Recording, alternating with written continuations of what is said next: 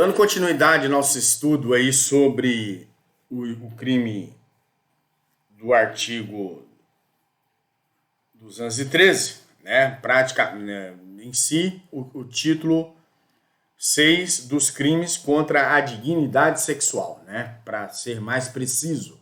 Então, nós vamos falar hoje do artigo 215, a essa violação, que o artigo 215 diz que é ter conjunção carnal ou praticar outro ato libidinoso com alguém mediante fraude ou outro meio que impeça ou dificulte a livre manifestação de vontade. A pena é de 2 a 6 anos. Né? Então, nós vamos ver que na redação original do Código Penal, datada de 1940, 2 crimes contra a liberdade sexual eram cometidos aí, né, com emprego de fraude. No artigo 215 era previsto a posse sexual mediante fraude, enquanto o artigo 216 encontrava-se tipificado o atentado violento ao pudor mediante fraude. Com as modificações efetuadas pela Lei 12.015 de 2009, notadamente, houve a fusão dos 2 crimes de estupro e atentado violento ao pudor, na qual figurava o crime de estupro. Nos moldes do artigo 313 do Código Penal, este era um panorama que precisava mudar. Foram unificados aí em uma única figura penal, que consiste no delito de violação sexual mediante fraude, definida automaticamente no artigo 215 do Código Penal, nesse contexto. E aí, em síntese, a violação sexual mediante fraude nada mais é do que a soma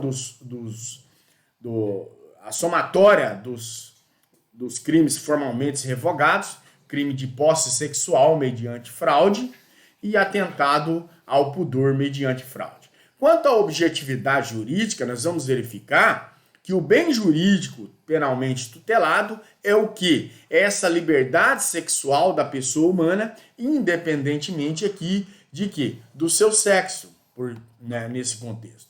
E aí nós vamos verificando que a objetividade material passa a ser a pessoa física sobre a qual recai essa conduta criminosa. O núcleo do tipo, o tipo penal contém 2 núcleos do tipo, que é ter e praticar. Ter é conseguir ou obter conjunção carnal com alguém, ou seja, mediante a introdução total ou parcial do pênis na vagina. E praticar por sua vez, realizar ou efetuar outro ato libidinoso com alguém consistente em qualquer o quê? Em qualquer ato idôneo à satisfação da lascívia e diverso da conjunção carnal. É exemplo que nós podemos dar do sexo oral ou do sexo anal. A relação ela pode ser heterossexual ou homossexual nesse contexto. E nós vamos verificando que a questão da fraude grosseira, esse meio fraudulento que se vale o agente deve ser idôneo, a ludibriar a vítima, e o fato é atípico e esta identifica a fraude e ainda assim tolera a prática de conjunção carnal ou outro ato libidinoso. Em outras palavras, a fraude grosseira não se enseja o reconhecimento do delito tipificado no artigo 215 do Código Penal. Quanto aqui o que nós vamos verificar sobre a percepção da fraude durante a relação sexual. Se durante a relação sexual, essa conjunção carnal, melhor dizendo, ou outro ato libidinoso, a vítima constatar a fraude, 2 situações aí podem ocorrer. Primeira delas, a vítima aceita a continuação do ato, o ato é atípico em razão do seu consentimento. Uma segunda posição diz o seguinte: a vítima deseja a interrupção do ato. Se ela deseja a interrupção do ato, estará configurado o crime de estupro nos termos do artigo 213 do Código Penal, que por outrora já lemos. Prática sucessiva de conjunção carnal e outro ato libidinoso contra a vítima.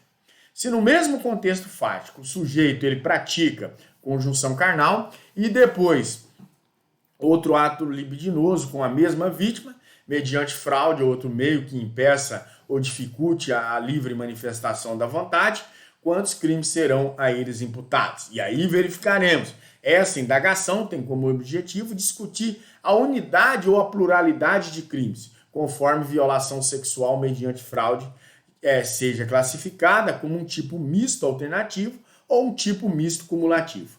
Para evitar repetições desnecessárias, remetemos-nos ao leitor ao artigo, o aluno, né, ao artigo 213 do Código Penal, né, no qual analisaremos a questão na ótica do delito de estupro.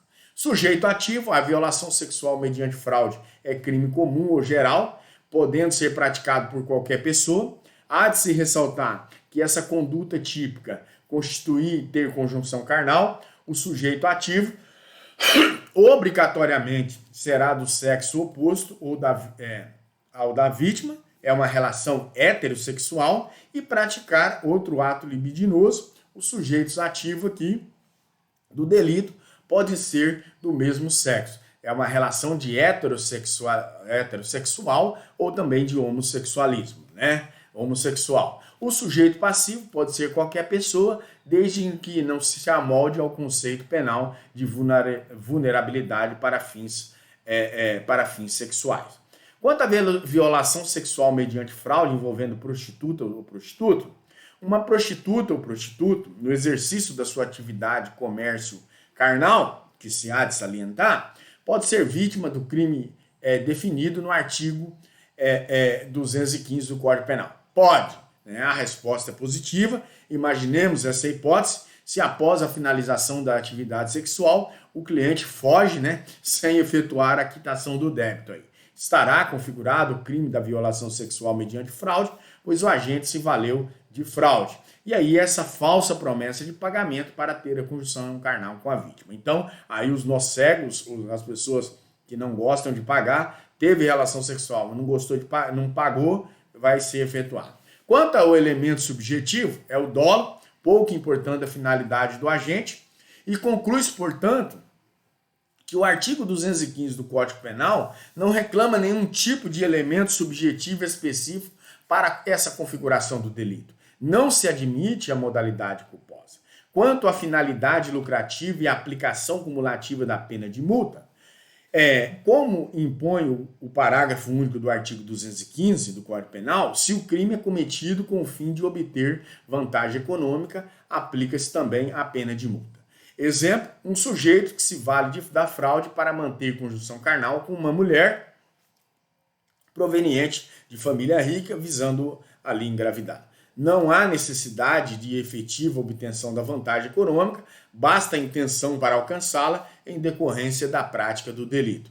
Quanto à consumação, a violação sexual mediante fraude é crime material ou causal, consuma-se com a conjunção carnal, ou seja, com a introdução total ou parcial do pênis na vagina, não exigindo o orgasmo ou sequer a ejaculação, ou então com a realização do ato libidinoso.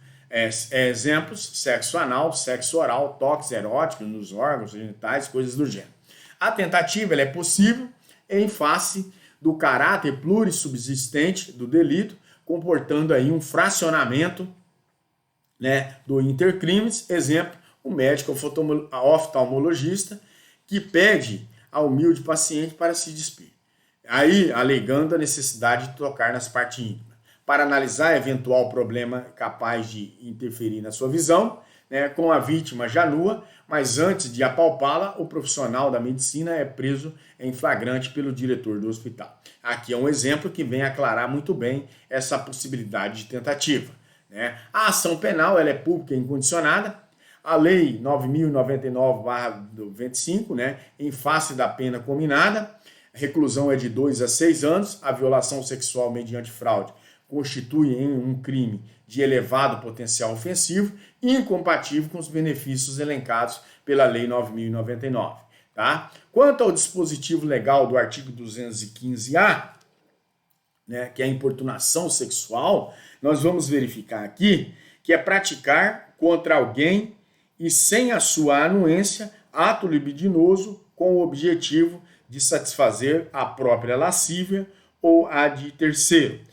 A pena de reclusão de 1 a 5 anos, e se o ato não conseguir constituir crime mais grave. Então, nesse contexto, se não constitui crime mais grave, ele é elencado nessa importunação sexual do artigo 215-A, né, que é praticar contra alguém e sem a sua autorização, né, a sua anuência, atos libidinosos. Aí isso aqui foi acrescentado pela Lei 13.178, de 24 de 9 de 2018, tá certo? Pessoal, terminamos aqui nesse primeiro bloco, essa primeira parte aqui do artigo 215, os crimes contra a dignidade sexual são bem longos aqui o conteúdo, por isso nós resolvemos fazer nessas 3 últimas aulas para que dá um aclaramento. Até porque são crimes comuns dentro da nossa sociedade, tá certo? No mais, nos veremos no próximo bloco, onde falaremos do artigo 216, né? Atentado violento ao pudor, e aí, né, vocês já sabem o atentado violento ao pudor e veremos, né, na verdade veremos no próximo bloco, tá certo? E até o artigo 216A, veremos também o artigo 216B e aí passamos dos crimes sexuais contra os vulneráveis, tá certo? Aguardo os senhores para o próximo bloco.